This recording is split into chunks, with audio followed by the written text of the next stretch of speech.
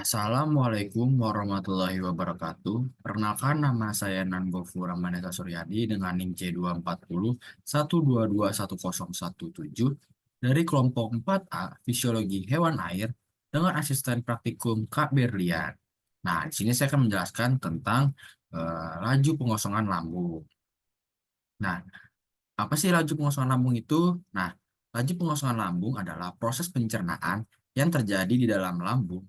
Itu mempengaruhi seberapa cepat makanan meninggalkan lambung ikan dan masuk ke dalam usus. Jadi itu hal itu merupakan proses penting dalam pencernaan ikan dan mempengaruhi efisiensi penggunaan makanan, eh, pertumbuhan, dan kesehatan ikan. Selanjutnya ada apa aja sih faktor-faktor yang eh, mempengaruhinya itu? Nah, faktor-faktor yang mempengaruhinya itu ada kecepatan pencernaan atau pengosongan lambung dipengaruhi oleh suhu air dan jenis pakan yang dikonsumsi. Nah, laju pengosongan lambung ini tuh bisa juga dipengaruhi oleh berbagai faktor. Yang pertama seperti jenis ikan. Nah, maksudnya jenis ikan itu seperti kayak spesies ikan yang berbeda memiliki laju pengosongan lambung yang berbeda pula. Nah, ini kan hal ini disebabkan oleh perbedaan anatomi nih. Kayak anatominya lambung ikan itu pasti berbeda. Terus fisiologi pencernaannya juga pasti berbeda. Dan kebiasaan makanan juga pasti berbeda.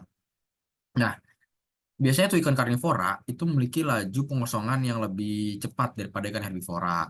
Nah, selanjutnya ada ukuran ikan. Biasanya ikan yang lebih besar umumnya memiliki laju pengosongan lambung yang lebih lambat daripada ikan yang kecil. Hal ini disebabkan oleh perbedaan rasio permukaan terhadap volume lambung.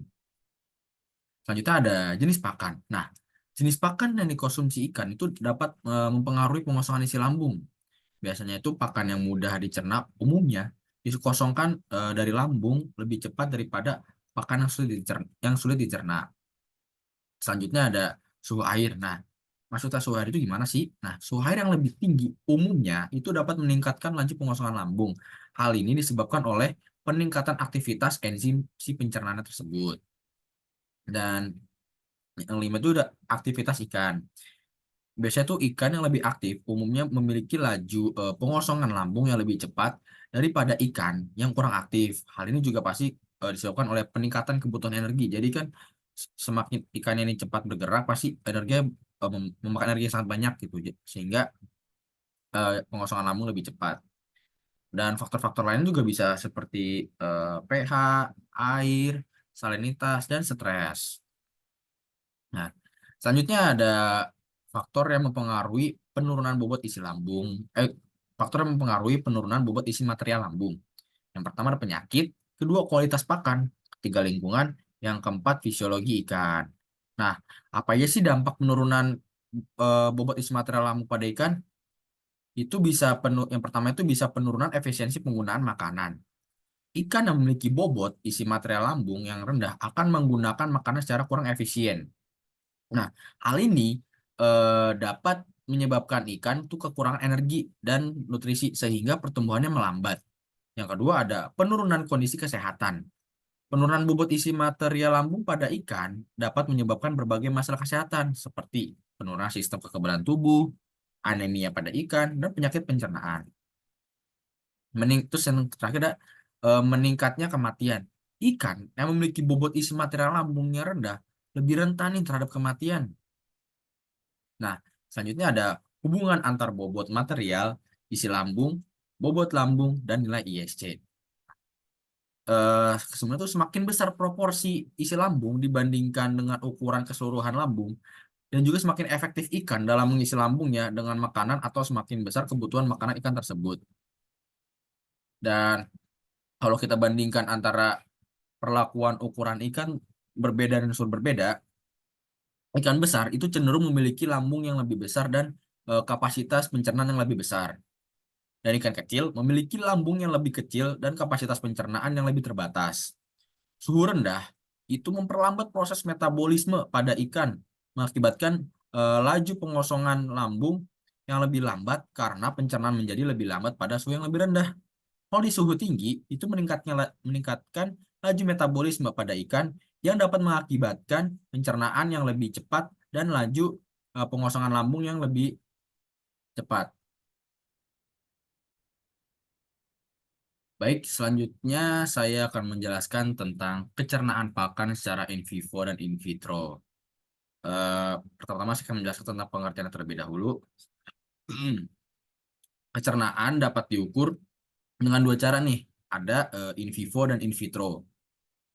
Pengukuran in vivo dilakukan di dalam tubuh hewan, sedangkan pengukuran in vitro dilakukan di luar tubuh hewan eh, dengan meniru proses pencernaan di saluran pencernaan. Pengukuran in vitro menggunakan indikator seperti enzim untuk menilai daya cerna pada ikan.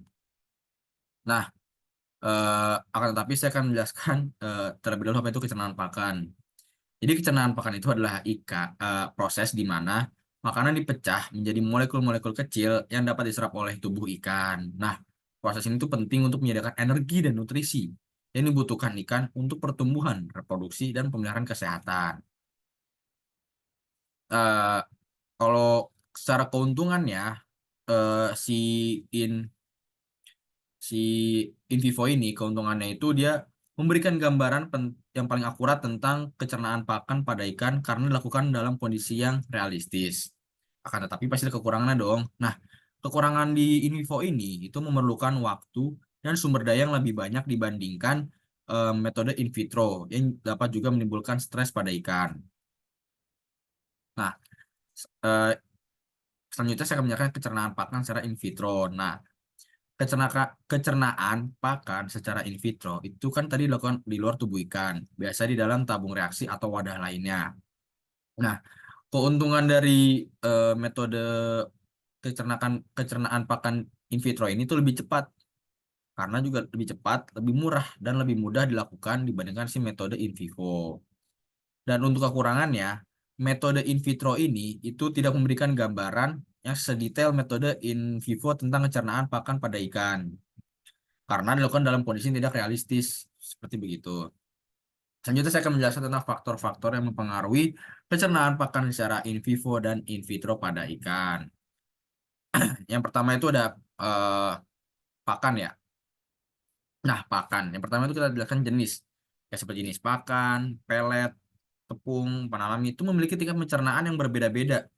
Biasanya itu pakan yang lebih halus dan mudah dicerna umumnya memiliki tingkat kecernaan yang lebih tinggi. Terus ini ada komposisi. Komposisi nutrisi pakan seperti protein, lemak, karbohidrat, dan serat itu juga mempengaruhi kecernaannya eh, mm, kepada ikan gitu. Dan ikan membutuhkan enzim pencernaan yang berbeda untuk mencerna berbagai jenis nutrisi. Selanjutnya ada spesies ikan. Nah, spesies ikan itu yang berbeda memiliki anatomi dan fisiologi pencernaan yang berbeda, sehingga kemampuan mencerna makan pun juga berbeda. Yang kedua ada ukuran. Nah, ikan yang lebih besar nih umumnya tuh memiliki sistem pencernaan yang lebih berkembang dan efisien dibandingkan ikan yang lebih kecil gitu. Selanjutnya ada faktor lingkungan. Nah, faktor lingkungan ini apa aja sih? Pertama ada suhu air. Suhu air yang optimal untuk pencernaan ikan umumnya berkisar antara 20 sampai 30 derajat Celcius. Suhu air yang terlalu rendah atau terlalu tinggi dapat mengganggu aktivitas enzim pencernaan dan menurunkan pencernaan pakan. Selanjutnya ada pH air. pH air yang optimal untuk pencernaan ikan umumnya berkisar antara 6 sampai 8 pH. Biasanya itu yang pH yang terlalu asam atau terlalu basa dapat mengganggu aktivitas enzim pencernaan dan menurunkan kecernaan pakan. Dan selanjutnya saya akan menjelaskan tentang aktivitas enzim. Proses pencernaan protein itu memerlukan beberapa enzim seperti tripsin, kimotripsin, dan pepsin. Enzim-enzim yang berperan dalam pencernaan protein ini disebut enzim protease. Dan kemampuan pencernaan protein ditentukan oleh seberapa efektif protein dihidrolisis menjadi asam amino oleh enzim-enzim pencernaan tersebut.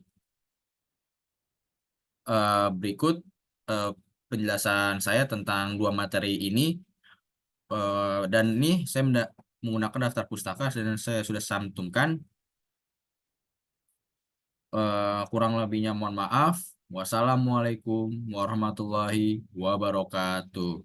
Dan teman-teman jika ada yang ingin bertanya, boleh nih di kolom komentar diramaikan tentang pertanyaan tentang dua materi ini, laju pengosongan lambung dan kecernaan pakan secara in vivo dan in vitro. Terima kasih.